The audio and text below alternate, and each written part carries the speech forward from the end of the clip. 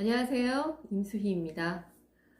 여러분, 저 임수희 TV에 보시면 앞서 업로드해 놓은 영상 중에 밀레니얼 세대의 특징이라는 영상이 있는데요.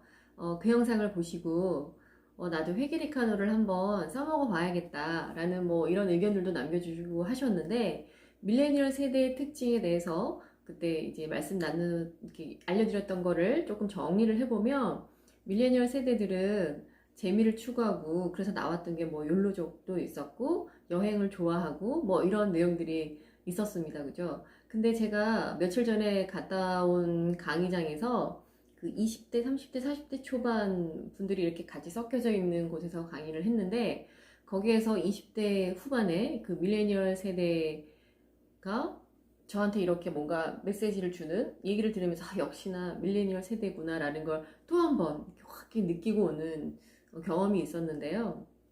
거기가 어떤 자리였냐면, 취업을 해서 일을 하다가 계약 기간이 끝나요. 그래서 12월에 계약이 끝나는데 새롭게 재취업을 해야 되는 상황인 거죠. 그래서 그것을 위한 교육을 받는 곳이었어요.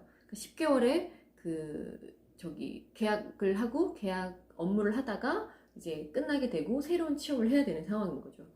그래서 그 친구들을 만나서 이런 얘기를 제가 했어요. 자, 12월이면 계약이 이제 끝나는데 무엇을 계획을 잡고 있습니까? 무엇을 할 건가요? 라고 질문을 했습니다. 근데 저는 사실 그렇게 질문을 했을 때 이런 답이 나올 줄 알았어요.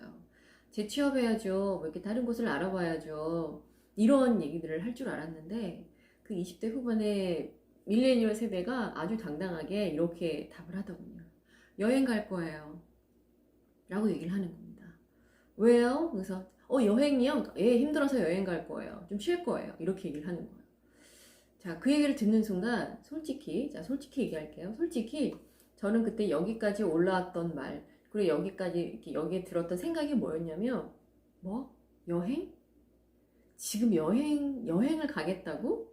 10개월 일을 하고 힘들어서? 10년 근무하고 있는 사람들도 있는데 10개월 일을 한 게 힘들어서 지금 여행을 가겠다고? 이 생각과 말이 여기까지 올라왔어요. 근데 전 하지 않았습니다. 여러분, 하지 않았어요. 그럼 이렇게 메시지를 보냈습니다. 아, 여행이요? 그럼 여행을 어디 갈지 계획을 잡았어요? 잡았대요. 또 제가 질문했죠. 어딜 갈 예정이에요? 발리를 갈 예정이래요. 그때 또 제가 이렇게 딱 머릿속에 든 게 뭐냐면, 나는 정말 과거에 신혼여행으로 갔다 온 곳이 발리인데, 이제는 20대 후반이 잠깐 쉬기 위해서 떠나는 곳이 발리구나. 이렇게 많이 달라졌구나. 라는 것이 생각이 드는 거예요. 근데 그렇게 또 제가 얘기하지 않고, 저는 그날, 즐거운 여행, 좋은 추억 만들고 오길 바랍니다. 라고 얘기를 해줬어요. 왜 그랬는 줄 아세요? 제가 그날 솔직한 얘기, 여기까지 올라왔던 얘기를 바로 던지지 않고 오히려 그들이 듣고 싶어 하는 말을 왜 해준 줄 아세요? 그래야 대화가 이루어지기 때문인 겁니다. 제가 만약에 거기에서 지금 여행 갈 타임이에요? 취업 안 할 거예요?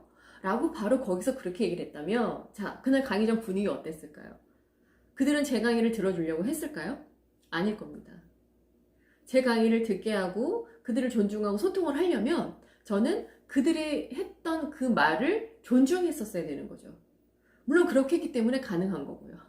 그죠? 사실 조금 제가 듣기에 불편하긴 했었지만 그들의 그 언어와 말과 생각들을 존중을 할 때 소통이 연결될 수 있다라는 거죠. 자, 그래서 핵심은 이겁니다. 세대 간의 갈등을 줄이고 소통을 잘하고자 하신다면요. 자, 우리는 이해해야 된다라고 하지만요. 사실 이해가 안 됩니다. 조금 전에 제가 말씀드렸던 사람도 그랬잖아요. 아니, 지금 이 시국에 입항국에 바로 취업을 하지 않고 놀러를 간단 말이야? 이렇게 이해가 안 되는 경우가 있어요. 밀레니얼 세대는 기성세대가 이해가 되지 않고, 기성세대는 밀레니얼 세대가 이해되지 않는다라고 하시는 분들이 굉장히 많습니다. 이해가 안 됩니다. 이해가 안 되는데 어떻게 이해를 합니까? 근데 우리는 소통해야 되죠. 그러기 위해서 하실 역할이 뭐라고요? 존중하시는 거죠. 우리는 이게 안 되는 거예요. 이해는 저리 가라고요. 무시하는 거죠. 그들의 언어, 그들의 말, 밀레니얼 세대는 기성세대의 어떤 문화를 무시하고 받아들이려고 하지 않고, 기성세대도 밀레니얼 세대의 어떤 메시지나 언어 이런 것들을 무시하고 받아들이려고 하진 않아요, 우리. 그러니까 어때요? 소통이 일어나지 않고 자꾸만 갈등이 일어나는 겁니다. 자, 그래서 각자의 그들의 문화 언어를 존중하는 자세를 취할 때 우리는 이 갈등의 폭을 조금씩 좁혀 나갈 수 있습니다. 그러면서 저는 먼저 기성세대 분들에게 말씀드리고 싶은 게, 사실 지금의 조직 생활과 저희 때 조직 생활 이렇게 해보면 참 문화가 많이 달라진 건 맞아요. 그죠? 근데 그런 것만큼 달라졌기 때문에 그때 우리가 해왔던 버전대로 지금 이렇게 시대나 여러 가지가 바뀐 환경 속에서 살아가고 있는 그들한테 똑같이 하라라고 하는 거 말 그대로 주입이고, 그들이 하는 말로 꼰대 짓이 될 수가 있겠죠. 그래서 우리는 우리 기성세대가 할 역할은요, 중간 합의점을 찾으려고 노력을 해야 됩니다.